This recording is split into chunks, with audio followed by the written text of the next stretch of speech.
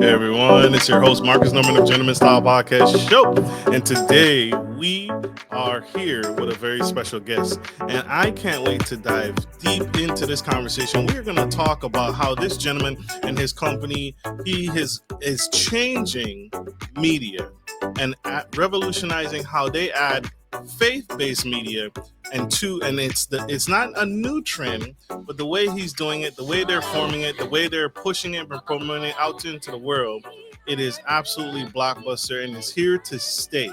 And he has had a direct impact, him and his company has had a direct impact in being the face and being at the forefront of reintroducing faith back into what we're seeing in television, in the media, in movies, in pictures, and reigniting the passion within all our hearts today.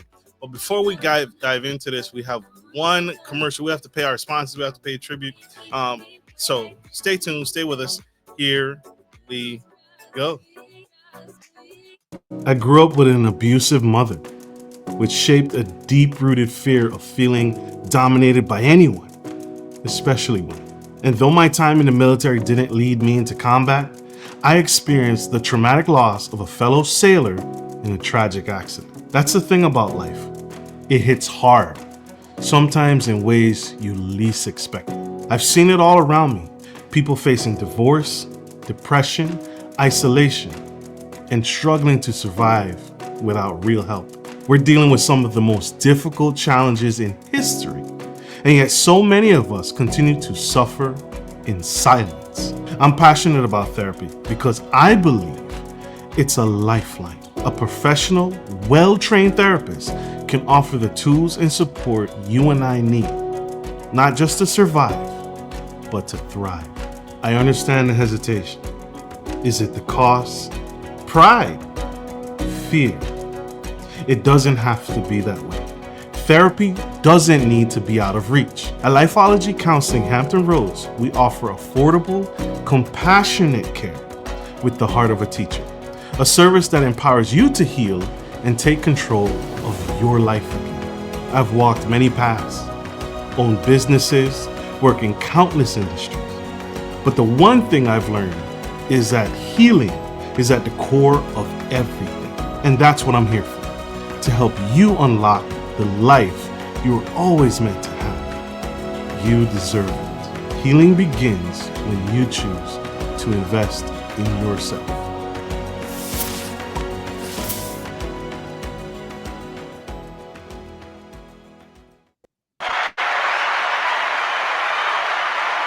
Mr. Craig Dehut.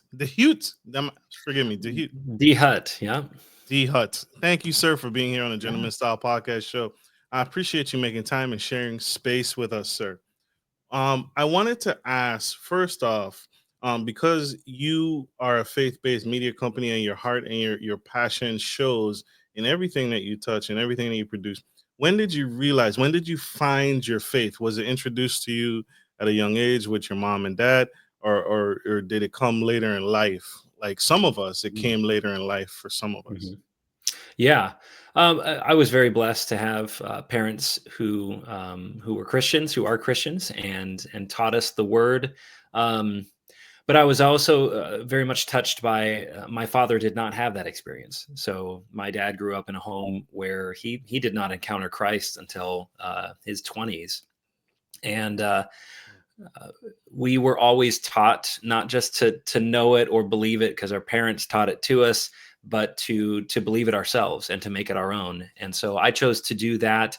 I would say it was at a fairly young age. It was about 12 years old, and I've been growing ever since. And it has impacted drastically the choices that I've made in my life, and have helped through some very difficult, challenging times, but brought joy in places that I honestly could not have imagined life without it. So very blessed to have that influence, and we're trying to provide that to our children now as well.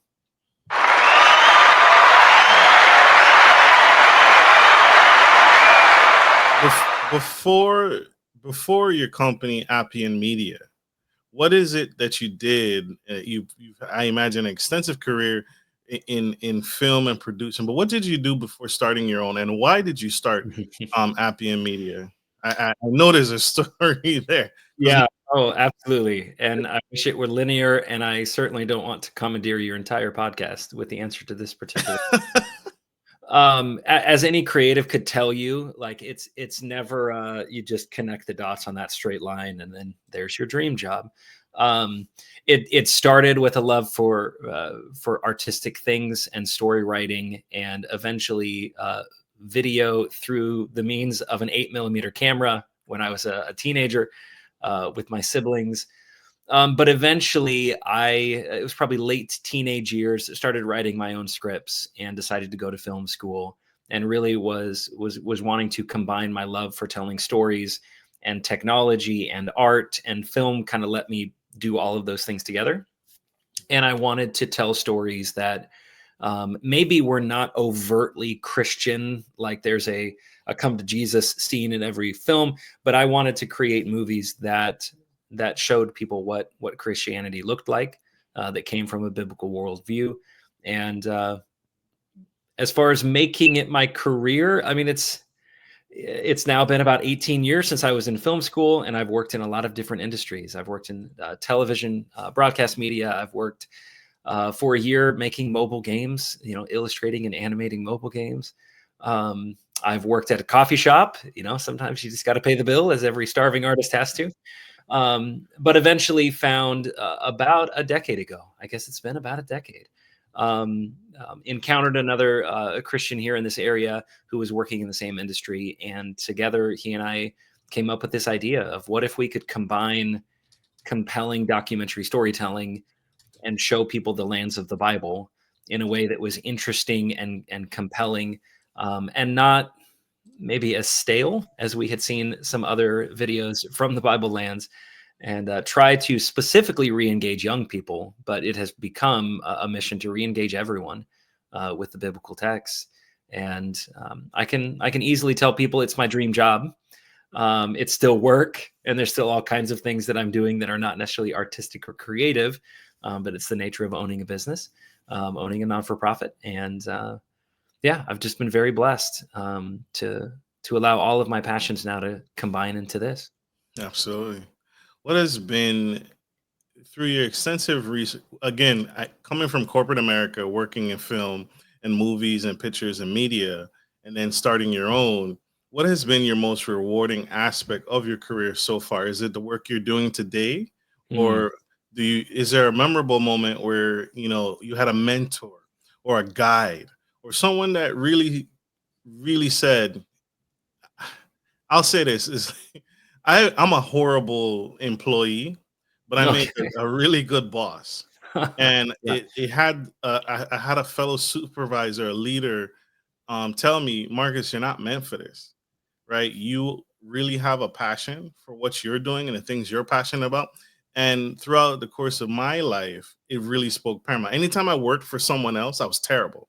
I did Mm, sales for a really long time, and I was terrible at it until I started selling the things that were important to me, and I mm. found myself. So, what is it about you, about your career, that was your most rewarding aspect, that you remember, if you can care to share? Well, as I try to formulate the answer to that question, I'll just tell you my experience was the reverse. I always swore that I would never be a boss. Like, I didn't want to manage a team. I didn't want to own my own company. Um, and in the space of a 4-month period, I got laid off from a video production company that I was working at, and suddenly decided to become a freelancer. So now I'm my own boss. And then we really decided to lean into this non-for-profit and do that as well. And so now I'm managing a team. And so yeah, mine was never that. I always kind of thought I would work for people who could manage the business and do that, and then I would just do what I was told. But I have not done that now for about a decade. Those kind Absolutely. of those kind of moments where I don't know. I've spoken with other creatives that have talked about, I knew in this moment, like this was what I was going to do. And I knew that perhaps even God was calling me at this moment. I don't know that I've ever had that particular single moment. Um, it's shifted over the years. I went to film school primarily with a desire to write and direct feature films. So I took a lot of classes about working with actors and auditioning actors and blocking and script writing and all of those things, because that's what I thought my calling was. And God had other plans, and I ended up picking up other skills later that were not narrative feature film, but more documentary kind of news gathering. And when the opportunity presented itself, in fact, it was Stuart Peck, the other co-founder of Appian Media, who pitched the idea originally. I don't know that I would have thought of it all by myself. That I was thankful that I had taken some time to acquire some other skills outside of what I thought my dream would be, and now those are the things I'm using the most often. But finishing our very first production, we were blessed to go to Israel in 2016 and produce the first 5 episodes of a series on the life of Jesus, and to come home and release those, and just to see. I love sitting in an audience and watching people watch the films, and just to see light bulbs going off in other people's heads. I never thought Bethlehem looked that way, or I didn't realize that place in Jerusalem was so close to that place. And seeing those light bulbs go off, that's what that verse means. I see it clearer now. To me, that it happens frequently, and it's reason for me to continue doing the work that we're doing. Love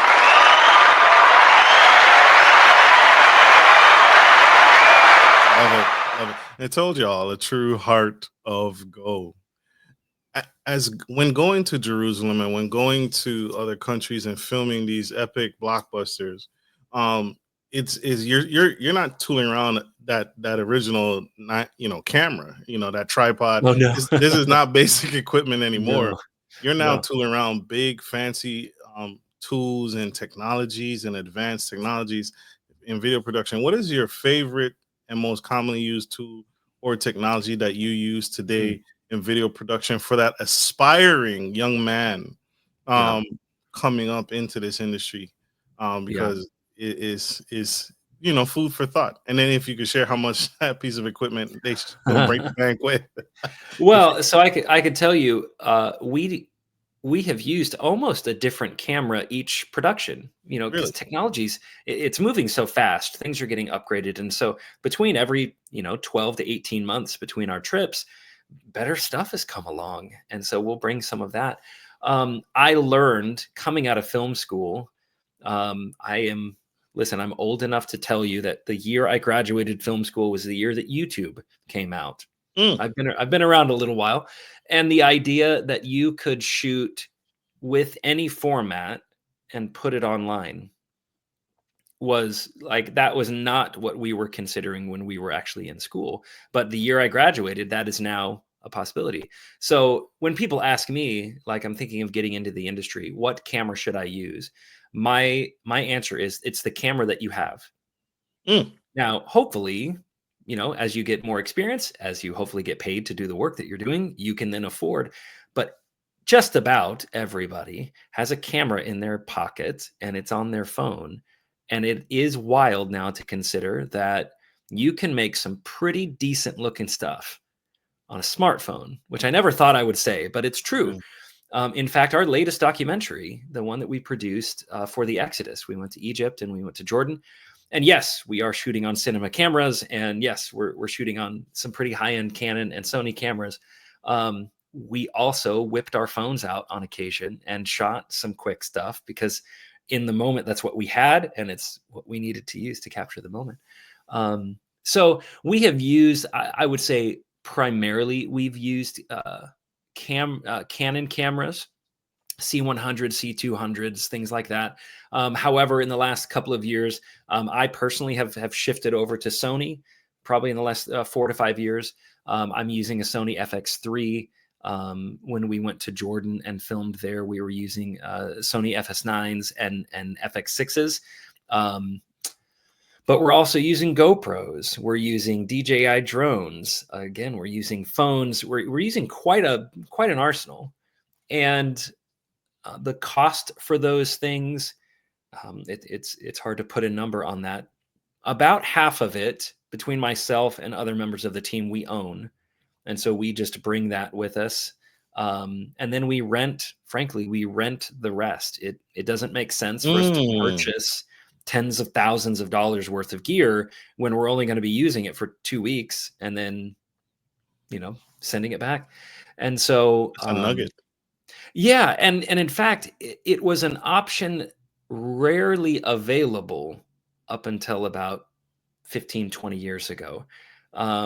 Most people, if they wanted to make a documentary film, or a documentary series, they had to go find a producer. They had to go find a production company that would then finance it because they had all the gear and they had all the talent. And we've bypassed all that. And many creatives are now, where I don't have to go to Hollywood to ask for permission. I can rent the gear, and we are taking our product, our finished videos, straight to the consumer. And I, so it's significantly more affordable than really it ever has been, and it's allowing us to use top of the line gear, just for brief periods of time. one of the things that just came to mind as you were speaking, I'm thinking of, just to bear some fruit on what you just said, right? How fast the technology is changing. To get an aerial shot, you Mm, have to think about back in the day. To get an yeah. aerial shot, you had to rent a helicopter Hmm. and pay a pilot and shoot from a helicopter to get that aerial view, right? Yeah. And you can imagine that's thousands of dollars. And Yeah. now there's a drone, right? A Yeah. DJI drone that you can now and I remember seeing that someone had posted a meme on social media, literally how far we've come, Hmm. where you had to pay thousands of dollars to get an aerial view shot, a really good one, with Yeah. high fancy equipment, with the big fancy equipment camera. And now we can do it in with a Best Buy shopping cart. With Yeah, a, it's amazing. I mean, and these drones, many of them, you can fold them up and put them in a backpack, because we're going to sometimes pretty remote areas. We're hiking up mountains, but we want aerials when we get up there. And so it's not even bringing a giant case anymore. It's I can fold the thing up and put it in a backpack, and you need to be licensed. You've got to take some training, but it's not like becoming a helicopter pilot. It's significantly easier and way, way more affordable. And that has been one of the things that we have really been glad to provide with our videos, is to try and get as many aerials as we can. There's something about going to those lands and taking a tour, and even those people who have been there before, um, but to go and show them the aerial view of Jerusalem is different. And we're trying to help people kind of map those things out when they're reading the scripture. Now they've got a bird's eye view of, okay, this is where the temple would have been in the city itself, and that's helpful to visualize. And it's easier to do it now than ever. Absolutely. The world is changing, y'all. The world is changing every single day. Would you say, would you advise anyone, and I want you to debunk this myth in my head. I don't believe anyone that wants to get in videography or anyone that wants to get in film needs to go to school. I think you can achieve just as much and even more by doing that OJT and just going out and just shooting whatever Yep. it is. If it's Yep. just shooting. I had a friend had went to a famous film school in Florida and then came back home to Virginia where I reside and went to film school here and had all these masters Mm, in film. And then in her classroom here, she sat next to a gentleman who had done big blockbuster films, big movie productions, met celebrities, handshakes, red carpets, all the stuff, and was now coming back to school to get the degree, hmm. right? After he had already gone, because all he did was, I got a camera, I got a Yep. smartphone. I'm gonna just go out and shoot and produce and mess around and tinker, and he achieved almost backwards. So, Yeah. what is your thoughts on for that young, aspiring entrepreneur, videographer, young producer? Should they go to school first, or just or what? Go out and shoot. It depends entirely on what area they're trying to get into, but I went to school I began my education, post high school education, 2004, and went to film school in 2005. And back then, like I said, YouTube did not exist. So when people talked about the school of YouTube, there was no such thing.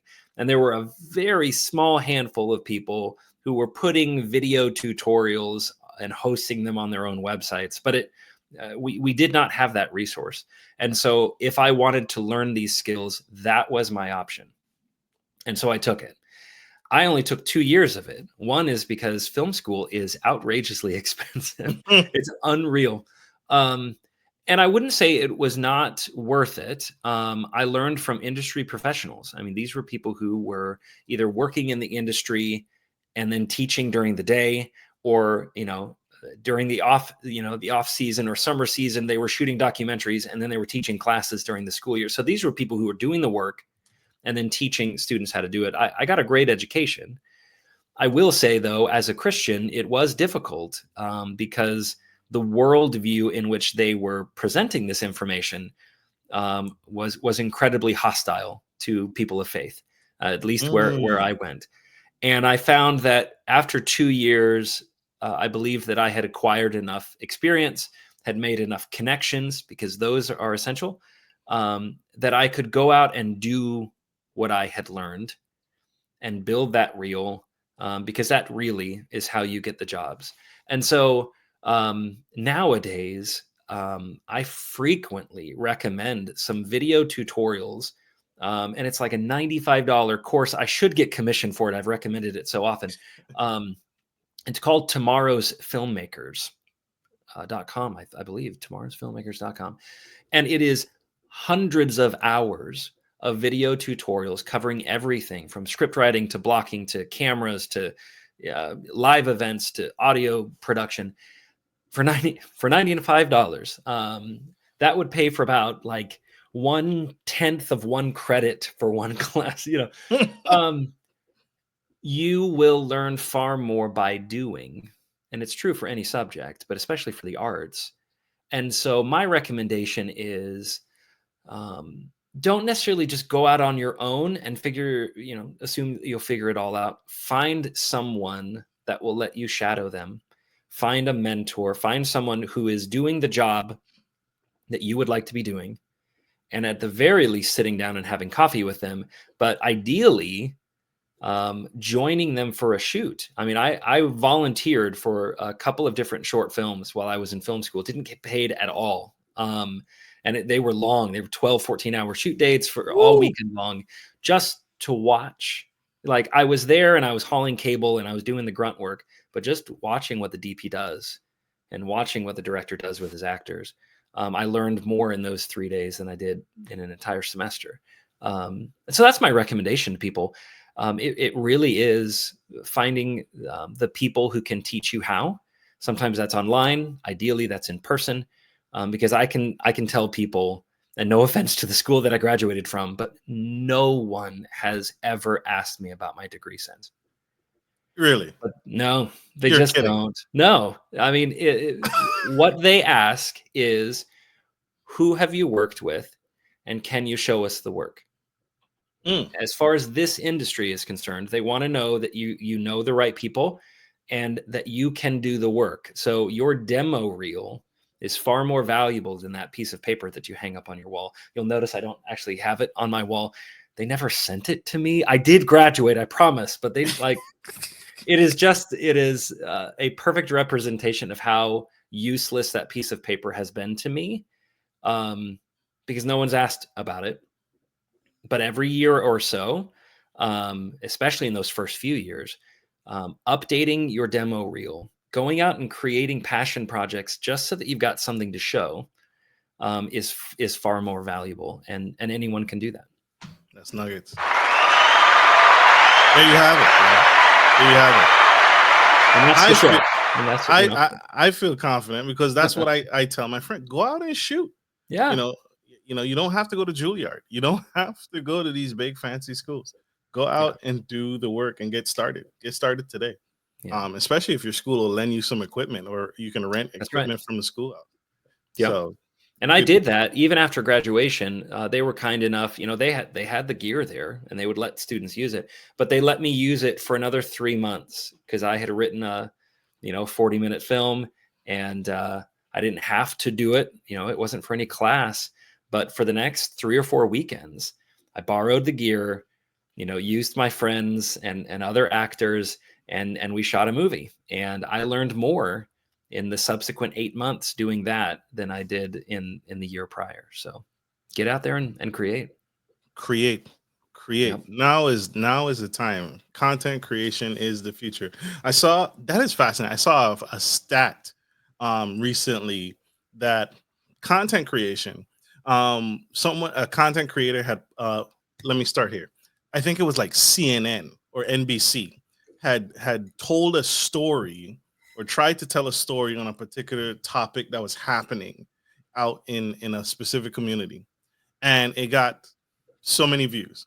And then a content creator got the same story and told it in their way to their Mm-hmm. audience, and it got millions of Mm-hmm. views. Mm-hmm. And so now is the time. Now that is ridiculous in media. CNBC, CNN, all these big media companies are actually going down in views, and Yeah. people are trusting content creators. Yeah. So that is huge. What you're doing is absolutely necessary, Mr. Dehut. So absolutely powerful, powerful. You mentioned earlier that this hasn't been all, nuts and berries. This has been some strife, there's been some hard times. How do you Mhm. handle and address criticism and the challenges from both within and outside the faith community? Yeah, that's a great question. So it deserves explanation. The nature of Appian Media's work. We are a non for profit, and we have a very interesting business model. We create videos and then we give them away for free. We put them up online and we let people watch them, no strings attached. Now, people can buy DVDs or Blu-rays. We are finally kind of phasing those off. But on the whole, what we do is we create content and then we give it away. And you can understand in the first year or so of us doing this, receiving a lot of criticism, especially from colleagues of ours, saying, well, "What do you do? That is not going to work. That's not how the business operates." Yeah. Um, but then there are also anytime you do something in the faith community, um, people have strong feelings about it, and we work diligently to do the best that our imperfect minds and hearts can do to create content that is true to the biblical text. We want to make sure that we're representing the inspired word in a God honoring way. But there are some times where you have to make creative decisions that maybe aren't what other people imagined you would do. And fielding that criticism is something that's it's part of the job. It shouldn't discourage you from doing the work, but it should. And I pride ourselves on the whole team being willing to hear criticism, even when it's presented in a really kind of unkind way. Maybe there is something there. Um, our videos are far from flawless. And I look back at the first few sets of videos that we did, and some of those things I'd even kind of cringe and go, "Oof, we would do that so much better now." I'm thankful for the people who were gracious with us and patient with us, but I'm also thankful for the people who were like, that didn't really work very well. Like maybe do that differently next time. Um, Yeah. and learning from that and being willing to humbly receive criticism, because especially when you're dealing with something as important as the biblical text, you're talking about people's relationship with God and with Christ. We want to do it to the best of our abilities, and that will require all of us to push ourselves beyond what our current capabilities are and do something better. God deserves our very best, Absolutely. and we can't do that unless people, sometimes unkind people, push us to be better, and we need to be willing to receive that. Absolutely. I can't imagine, Denzel Washington knocking down your door. How do you handle That how hasn't yet happened, but I'll let you know. I can't imagine that be appealing to actors, professional actors who have honed their craft and their skill, and to hear that you're giving away um my shoot. If I come on set and I, portray this historical biblical figure, you're gonna give it away. I imagine that's completely, it's Yeah. taboo and it's hard. How that is a Yeah. hard sell. How do you get around that? It is a difficult sell. I will say that the nature of documentary film is, unless you're doing reenactments, which some documentaries do, we've done a very little bit of. You're not actually hiring actors; you're just talking to real people. And so we have hosts; they're real people, and we travel over to the lands of the Bible, and we interview locals or experts or archaeologists. But they understand. We've been doing this now long enough. Appian Media has developed a reputation. They understand from the outset that we're giving this resource out for free. We do, obviously, as often as we are able, when it warrants it, we pay them for their time. We make sure that they're provided for. But yeah, they're not receiving royalty checks on it, Hmm.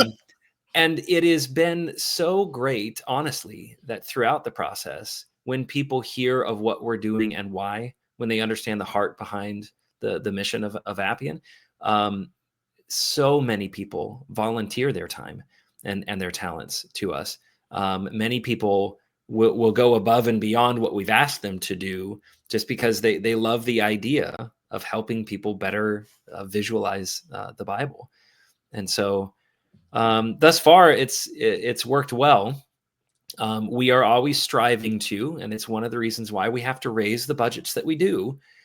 Striving to pay our crew and pay the professionals that do the work competitive wages. The team is not doing this for free. Those first couple of years, myself and Stuart did it for close to nothing. Um, Oh, good. but the desire is that those who participate in the work will be compensated for their work. I think that's only right, and and it's so that viewers of the content don't have to pay for the work. They can just enjoy through the generosity of others. That's huge. And that's a true giver of Christ, right? That is your faith being tested. I can imagine, especially in the Yes. beginning, that is a huge faith walk. Yeah. That's Yeah. We did. There were, we do large fundraisers. People donate to us throughout the years, but typically we'll kind of announce this is the next project, and we need X amount of dollars in order for us to fly over there and pay the crew and rent the gear and get the licenses and the permits and things like that. And usually there's a time limit on it. We're trying to raise this amount in this amount of time. Otherwise, we're going to have to reschedule the shoot. And every time it is putting our faith and trust in God. um I wish I could say that we've raised 100% of our desired goals every single time, and it's not true. We haven't. But our prayer at Appian is, we commonly will ask the Lord, if this is something that you want to happen, that you would grant it success. And if it's not, we pray you shut it down quickly. Like, don't string us along, maybe we need to be redirected. Maybe something needs to be postponed. Maybe something needs to be completely changed. Um, and it's putting our faith in the people, asking them, is this something that you would like? Here's our vision for it. And the years have been able to help us. They can actually go back and see these guys have delivered. This is the kind of stuff they produce. That those first couple of projects, I had never been to Israel before I had gone over there to shoot a documentary. So we made a pitch really video without any footage of Israel at all, saying we know that it will be like that. We've seen photos and videos, and we've got people coming that have been, but I hadn't. And people put their faith and trust in us, and have since then. So we're blessed in many ways by that. That's huge. That's huge. That's big. Gentleman style podcast mascot loves that. That's huge. Another round of applause, Mr. Dehut. Walking by faith. Ooh, what a true testimony. Mr. Dehut, I wanted to shift gears now. You co-founded Appian Media. Um, that is, and you've just shared some insight in that journey and in the beginning phase of how that has transitioned. What would you say, or how has your role as COO influenced the direction of Appian Media thus far, and your contribution to your company? Hmm. Help me understand the question. What would you say is your contribution to Appian Media as a Sure. COO? What is it Okay. that your skill set, your experience, your vast years of experience has helped pushed Appian Media to the forefront of where it is today? Was it like, Yeah. for example, was it specifically you that said we will not charge anyone to watch our films? Was it your direction? Was it someone else's Mhm. direction? Your co-founder? What Yeah. help us understand your role? Yeah. Well, I would say that was something that both Stuart and I felt strongly about from the beginning. Was we wanted it to be what we say biblically accurate, visually engaging, and free to everyone. And those were kind of bedrock principles from the beginning, that both of us agreed on and pushed for. Um, I think that. From very early on, I had compared Stewart to the kind of the Walt Disney of the enterprise. He was the Oh big man. vision guy. He's the one who's like, "Hey, let's go to the moon," you know. And I would be the Roy Disney, the guy kind of handling the money, going, "Well, here's the truth, you know, Stewart. We can't afford a rocket, and so the moon, you know, maybe." And usually it was not so much we can't do that, but it was kind of my task to figure out the nuts and bolts of, okay, how do we get that thing done? So early on, I was able to provide some experience that I had had with crowdfunding. So I had helped with a couple of crowdfunding campaigns through Kickstarter, had done some fundraising, had some successes and some failures, and learned from both. And so that was something that I was able to contribute pretty early on. And then I'm also one of the videographers when we're over there shooting, and I do the principal bulk of the editing as well. And so when we come back with all that footage for the next 8 to 12 months, it's my task to make sense of all of that. Um, we have seen a shift in the organization this last fall. Stuart decided to move on to other endeavors, and so currently I'm acting as both the CEO and COO. I'm not sure exactly how that works, and it's certainly not something that's going to be going on for very long. Um, but making sure that we maintain the vision and the purpose and the mission that we set out with, and then it's also my task just to make sure that the day to day gets done. That's organizing teams, and that's collaborating with our writers and our other creatives to make sure that things that we're working on get completed. And then it's also looking to the future. You know, what is our 10-year goal, our 15-year goal, and we have those. And how do we achieve those things? So God has pushed me in many ways and allowed me to grow in many ways, and I'm thankful for the experience. My favorite days, though, are the ones where I know that I can wake up and put a camera in my hands and go out and create. Those are kind of the mountaintop experiences that I work for. I have to say that's truly incredible. Now, thank you for sharing that. I had no idea that now you're wearing multiple and 101. This is for you future entrepreneurs. Sometimes you're gonna multiple times you're gonna wear several Oh hats in yeah, your business, oh and yeah, so this is norm, right? yes, And so I can't imagine the enormous pressure, right, of now being the visionary. And who do you confide in now besides our Father in heaven? But who do you get to console with as far as the future yeah. of So Appian Media? we do have a team, Okay. and all of them are working other positions. None of them are working full time for Appian, but we do have a great team: writers and researchers, and backers, and our board of directors. Where yeah, thankfully, I'm not doing this on my own in any sense of the term.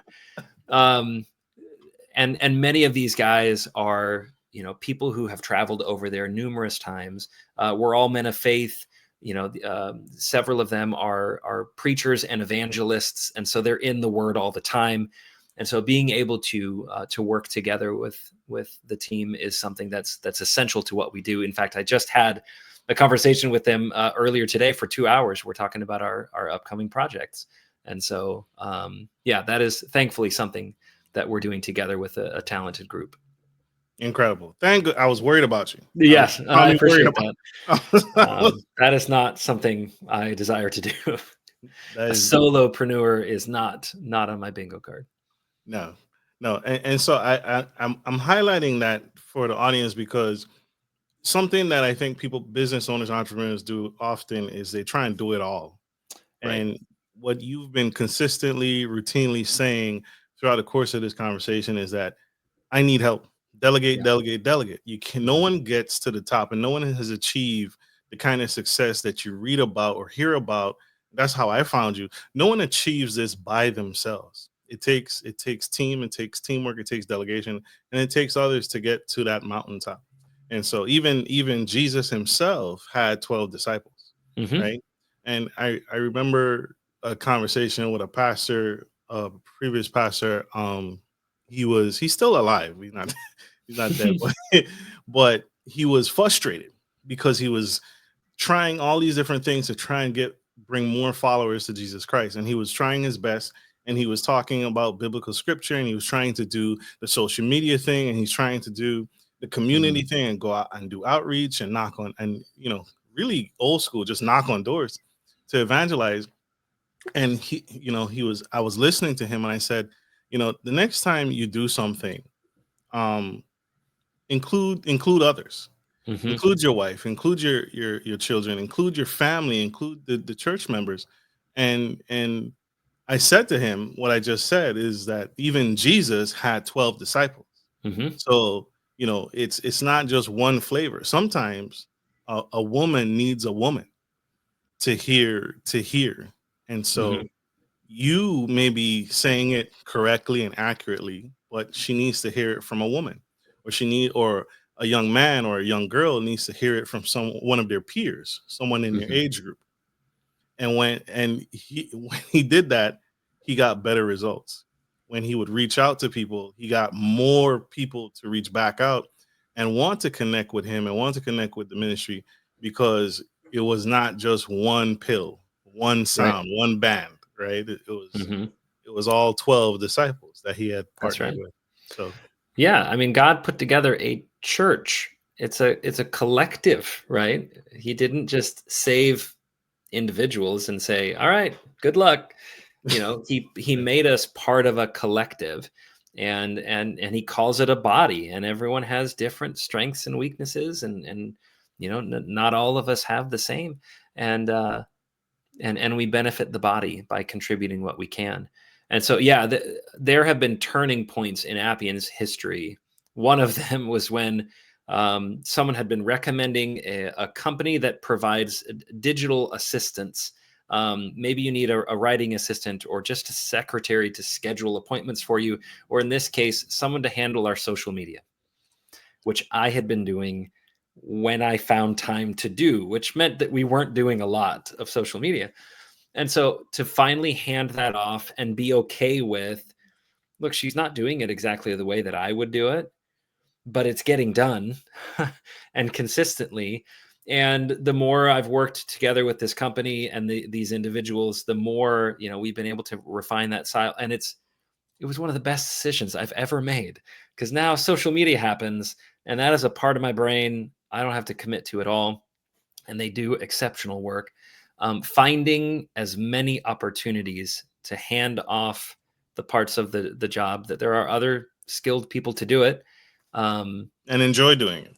and enjoy doing it. Right?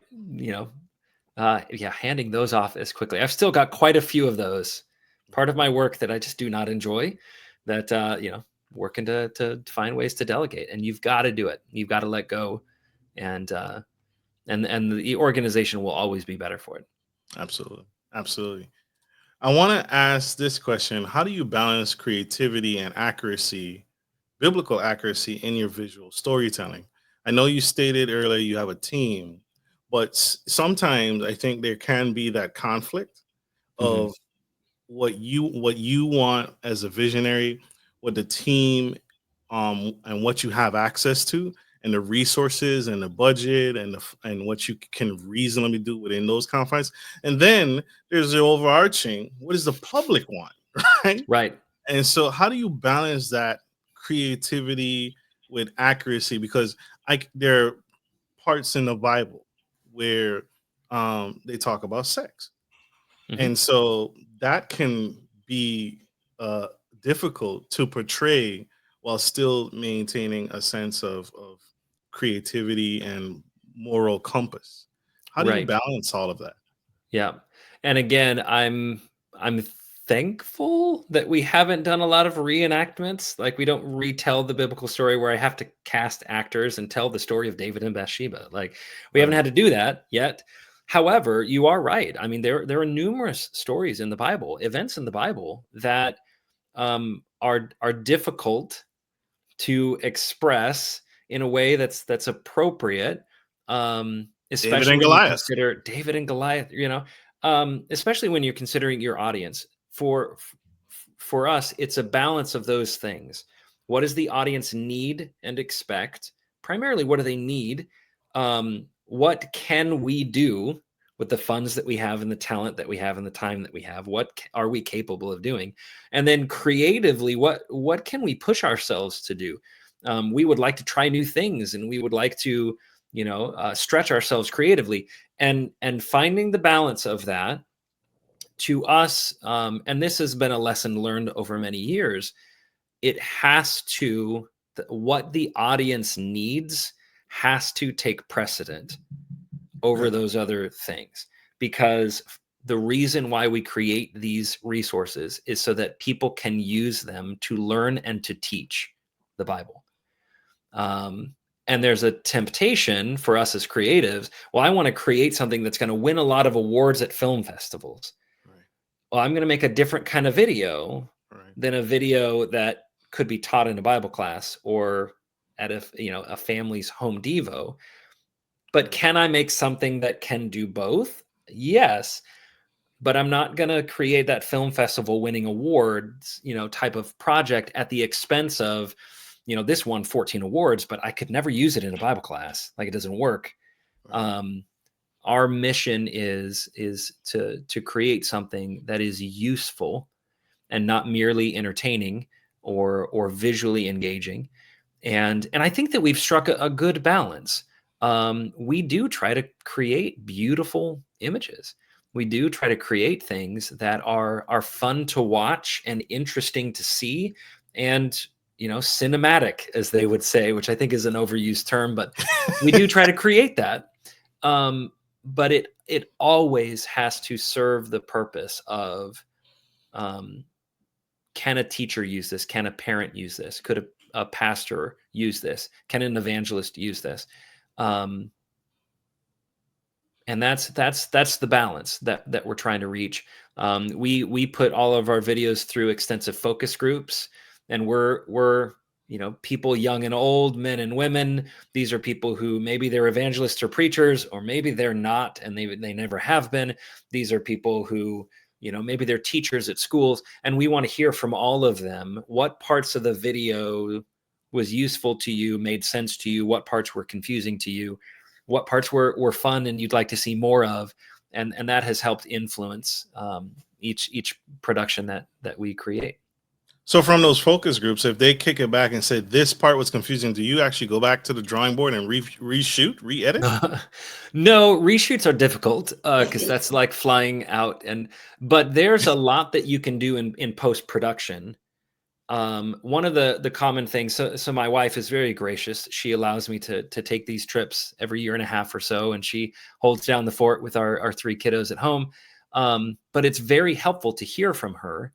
I'll show her a scene, and she'll say, "I don't understand where I am." And it's like, oh well, I haven't given you enough of those drone shots or those wide shots to give you a sense of the space. I know where we are because I was there, but it's always really helpful to show some of those first cuts to my wife, Karen, because she'll say, okay, there's a piece of information that you have, but you haven't actually given that to me yet. And so this Mm, this part doesn't make sense to me. Or I'm lost. she'll say, you've taken us somewhere, but you haven't given us the visuals to show me how you got there. And now I'm lost. It's like, oh, okay. I've got a shot for that. I just didn't use it. It needs to go here. And those are incredibly helpful. There are times where, parents or teachers will tell us, look, you've made this video. It's supposed to be for grade school kids. We do a series called Lessons from the Land for a younger audience, but they may come back and say, you just used a word and you either need to define that word or find another word, because that's higher than these, Grade level. than this grade level. Oh, well, I appreciate that. And so sometimes we will pull open a graphic and actually have the host, we'll re-record some audio perhaps and have him define the word. Those are just a few examples of the benefits of these focus groups to help us find that balance. Powerful. Quick narration, a quick guide. Yeah, that is powerful. Shout out to the missus. That's right. Shout out to his wife. Absolutely. Great job. I wanted to ask, you've been doing this for a long time. Can you share an example of a story that had a significant impact on your audience? Something that just changed a life? I know you've gotten feedback. Anything that sticks out to you that says, yeah, I need to keep going. I really need to keep going. A letter, a thank you, a card, hey, I watched your film and now my husband's back on his feet, or something. Anything of that nature? We are very blessed to receive those fairly regularly, either on our YouTube channel or someone will send us an email through our website. We have received some handwritten letters, which is also very cool. I think it was in the first year. So we had just released the first 5 episodes of our series on Jesus. And someone sent us a message saying, thank you for creating these. I watched them when I was going through a really dark time in my life, and these brought some much needed light. And I know, and I'm sure this person was saying that the truth is it was the gospel that brought her the light, but we helped her connect to the thing that has that power, and we're thankful to be that conduit. And I've had parents come up and say, because you can imagine this type of material is very attractive to homeschool families. Ours is a homeschool family. In fact, we're heading to a homeschool convention here in a month or so. But we had a parent come up and say, I've been trying to incorporate Bible study into our homeschooling, and our kids they're just not interested. But I found your videos, and now they're wanting to watch 2 or 3 of them every day, and I'm having to tell them to spread it out, and so she was like, thank you. You got my kids interested in the word again. And it's like, that's just music to our ears, because that's what this was all about. That was this disconnect that we were seeing, especially in high school students. They would show up to the Bible classes that we were teaching, and they'd just kind of check out. They've been on their devices all day. They've been watching videos in school, learning that way, but they were coming to Bible classes, and all we had to show them were, flashcards and old maps. And it's like, well, why can't we engage them? Not that the Bible needs updating or revision, or that the Bible is boring, but to some people, they need that spark to get them to go, oh, okay, now that I can visualize it when I'm reading the story of David and Goliath, and now I know what the Valley of Elah looks like, suddenly this story is way more interesting.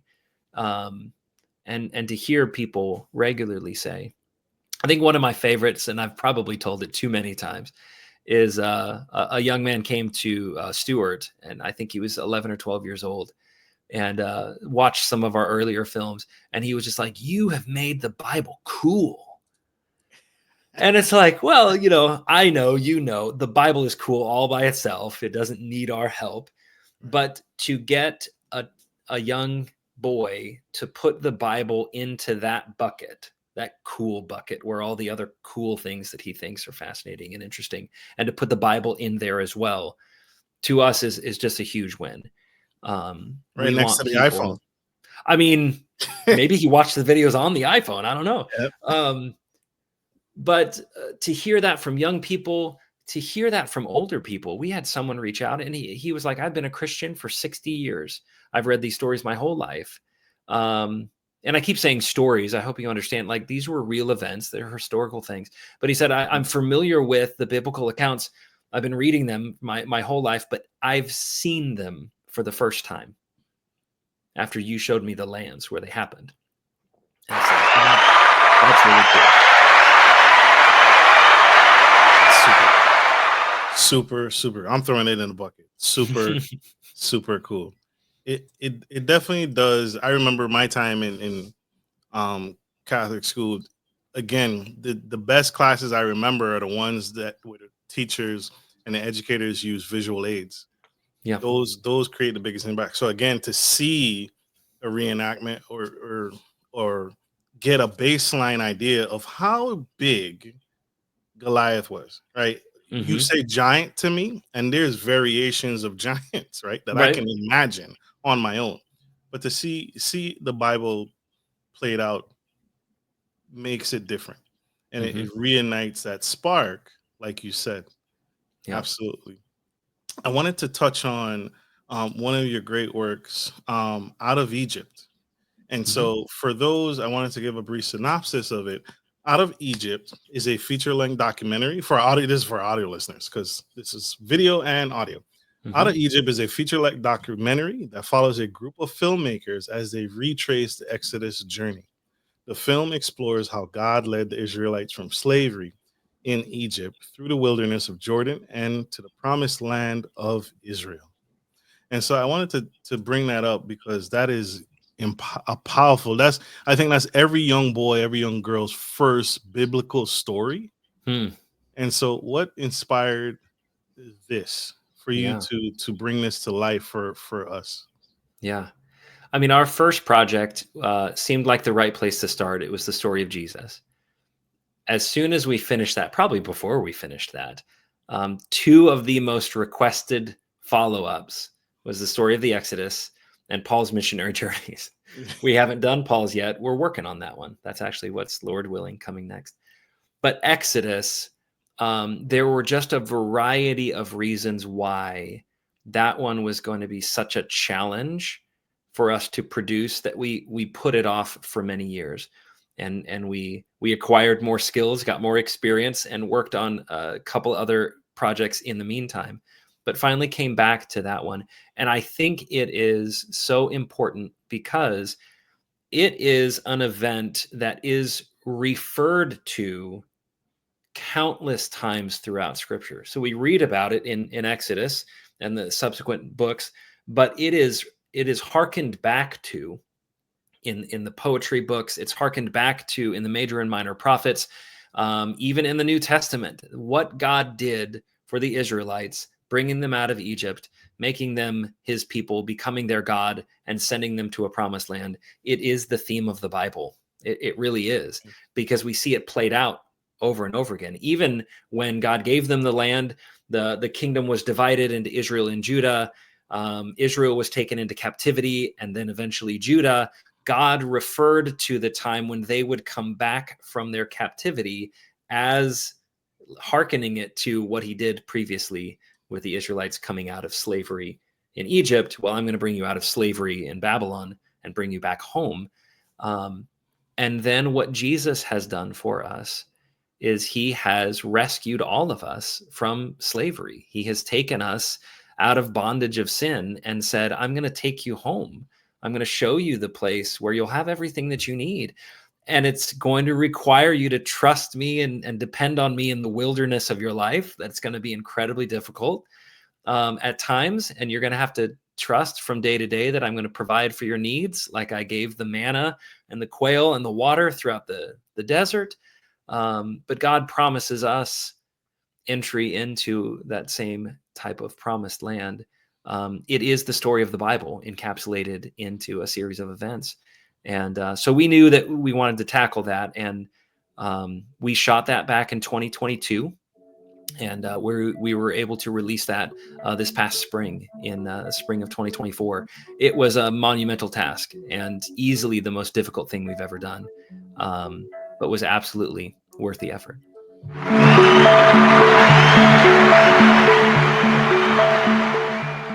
Powerful, powerful, powerful. I told you.